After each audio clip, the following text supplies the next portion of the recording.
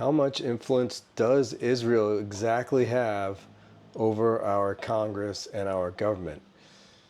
I don't know if you guys all saw the Trump speech with Miriam Adelson the other day. There's part of it on one of these videos I'm about to show you. But, you know, he's talking about how much money she donated to him, and basically he's going to do whatever she wants because she gave him a bunch of money. And Miriam Adelson is an Israel first, America second. How is that America first? I don't understand. Also, the manosphere, Joe Rogan, Andrew Schultz, you know, and plus Tucker Carlson, Marjorie Taylor Greene, they're all starting to question, what is this unearned influence AIPAC and Israel have over our country? Why do we give them billions of dollars a year when they have free health care and free college, and people in the US are suffering without any of that? You know, we're in crazy amounts of student debt because we have to pay for college. Medical bankruptcies, it's the only country in the world. There's 50,000 medical bankruptcies a year. I don't know. What do you think about this? What do you think about AIPAC getting all this money? Let me know in the comments if you're Jewish and you're fine with it, or if you're Jewish and you're not good with it because of what they are doing to the reputation of Jewish people in America. AIPAC and the Zionist government in Israel. I'm not talking about Israelis in general. I mean, they're probably good people. If you just go into Tel Aviv and talk to an Israeli on the street, they're probably not bad people at all. But go ahead and comment, tell me what you think. And thanks for watching the Spin Cycle, guys. My channel's picking up. Keep subscribing, keep sharing the videos, keep liking the videos. I'm trying to hit, my goal right now is 10,000 subscribers. That would be great if I could do that by Christmas. I don't know if it's possible. That's like 6,000, 7,000 more subscribers. But anyway, thanks guys for watching. Go ahead and subscribe, like, share, comment. I just got memberships. If you want to become a member, that's great. But subscribing is free, so just go ahead and hit that subscribe button, and let's get into the videos, and I'll comment where I feel I need to. This first one's Joe Rogan talking about, he was interviewing a CIA agent last week or a couple weeks ago, and I did a whole video on this, but they got into it talking about, you know, why AIPAC doesn't have to register as a foreign lobby.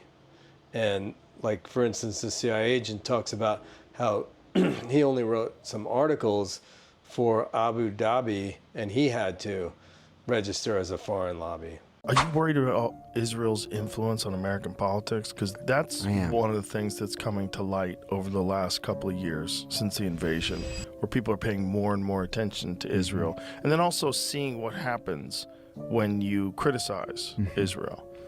They are very quick to primary elected officials who criticize Israel, and usually they'll win those primaries. AIPAC is very well funded. It is very, very well organized. It's the gold standard of lobbying organizations.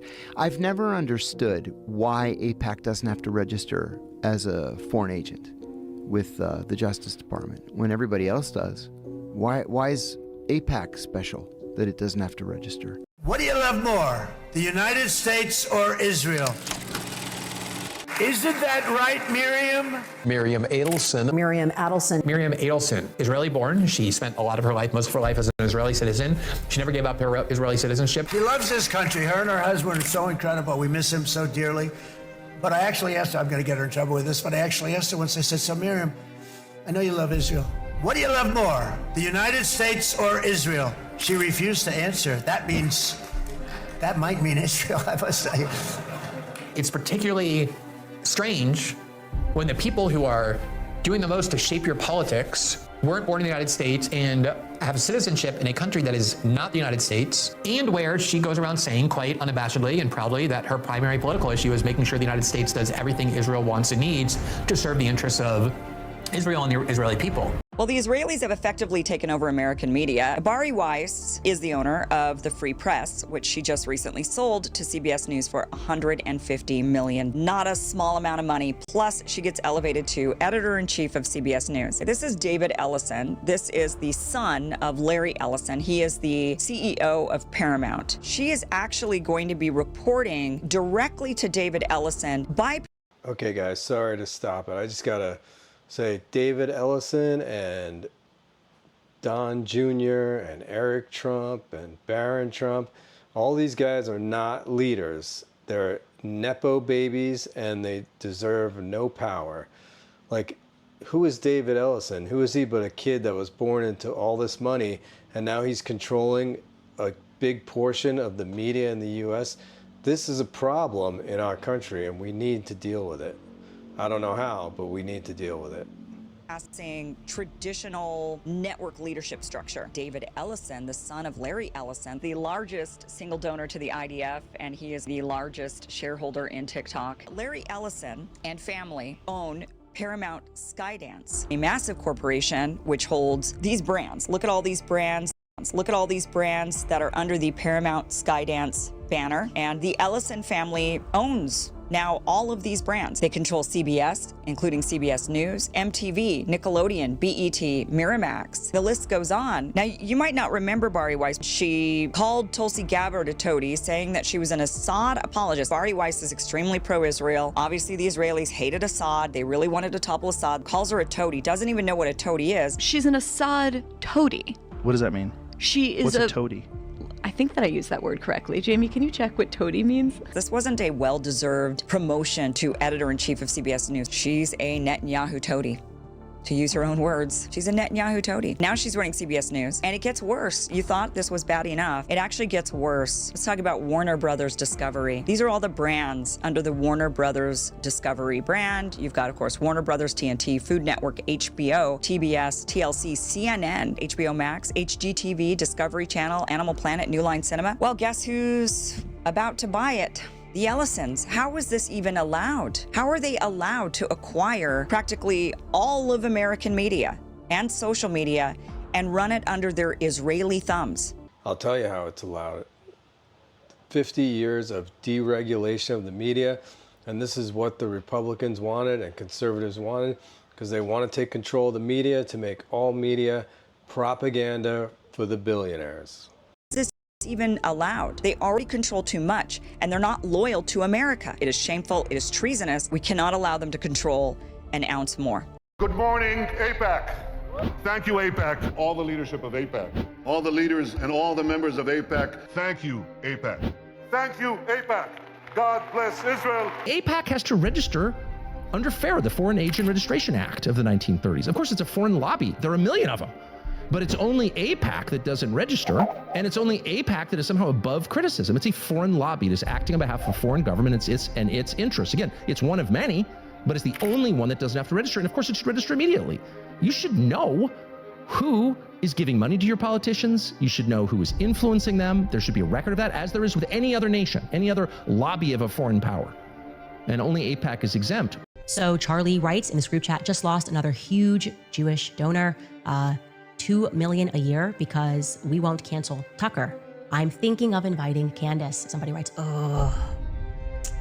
Charlie writes, Jewish donors play into all of the stereotypes. I cannot and will not be bullied like this, leaving me no choice but to leave the pro-Israel cause. This is 48 hours before Charlie was assassinated. He was very clear and he was very explicit, and he did not back down, not in that Hamptons meeting, which they're all lying about, nor in this text thread. I'm not going to reveal the names of the other 7.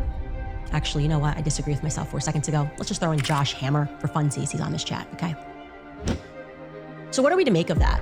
Over 60% of Jewish Americans believe Israel has committed war crimes. Jewish Americans coming to that conclusion. Almost 40% believe they have committed genocide. It's staggering. And again, the long-term implications for now, this people on the left and on the right now who are hostile to American support of Israel. That has grown. It is no longer the extremists on both sides. That is starting to move toward the center. I mean, the long-term implications for Israel and support for Israel in the United States.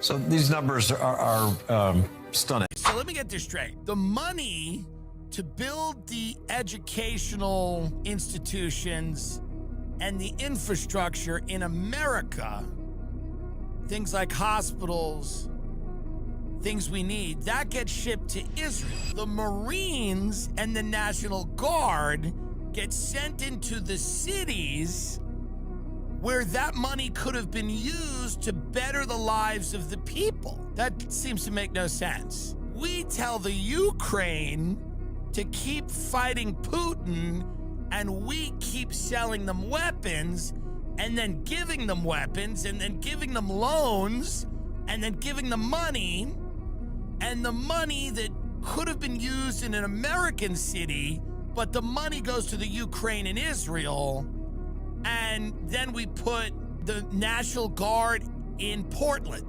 We're going to send more aid to Israel. Those decisions are already made because we continue to make them. Despite Americans not wanting them, this same decision gets made, right? Mm-hmm. America does not support the shit that's going on here. None of us do. We're seeing the death, we're seeing the destruction. We're like, what the is happening? Why do we keep supporting this? Like, what is going on? It seems to feel, at least at this point, that through AIPAC or maybe through other means, there's incredible influence on our politicians. But once the American people become aware of it, you can't just say it's anti-Semitism for pointing it out. Very briefly, you wrote an op-ed last year saying the Israeli military should be given a Nobel Peace Prize. A military that killed 6 kids lining up for water yesterday, killed 9 kids lining up for nutritional supplements last Thursday. A military that's being investigated at the ICJ for genocide and at the ICC for war crimes. So it's a bit rich for you to lecture anyone else on human rights or war crimes when you're supporting a genocide in Gaza. I want to take some more questions. I merely wish to say that, for the avoidance of doubt, and I don't think there is any, Israel is not carrying out a genocide. Most genocide scholars disagree with you. Most genocide scholars disagree with you, Michael. The people who study genocide disagree with you. That is a very big statement, and I want to discuss it. Let me state it again, for the avoidance of any doubt. Okay, we've heard you say it. It's a really big point. You condemn the killing of 6 kids yesterday lining up for water by the Israeli military. I condemn the loss of all innocent lives. All lives matter. He can't do it. He can't condemn the Israeli military. I want to take a couple more questions, Michael. I think just that wait. it is the right of the Israeli Defense Force to defend to kill 6 the kids. only democracy. To kill 6 kids lining up for water. Michael was very clear. He doesn't think what's happening in Gaza is a genocide. You said, I think genocide experts disagree with you. What would be your main line of, how would you counter his statement? I would say, have you been asleep since October 2023 as we've watched on social media the extermination of a people, the ethnic cleansing of a people, the killing of a people? If you have to only listen to Israeli politicians say the most outrageous things about burning down Gaza, about Amalek, about all of the people being responsible. Bezalel Smotrich, the finance minister of Israel, said recently, we are conquering, cleansing, and remaining in Gaza. It will be totally destroyed. We are disassembling Gaza. We'll leave it in ruins without any global precedent. That's the kind of stuff that Michael's come to defend tonight. And look, some of the leading Israeli Holocaust scholars, Michael, Omar Botov of Brown, Amos Goldberg at the Hebrew University, Raz Siegel, Dr. Shmuel Liederman here in the UK, Israeli Holocaust scholars have come out and said, we didn't think this at the beginning, but we do now think it meets the definition of genocide, what is going on there. And even if you don't want to call it a genocide, Ehud Olmert, on the front page of today's Guardian, former right-wing Prime Minister of Israel, says the plan to concentrate everyone in one place is a concentration camp, his words, not mine, and it would be ethnic cleansing, his words, not mine. So I think at this point, I think it's insane to still be saying Israel has a right to defend itself when they are killing and ethnic cleansing.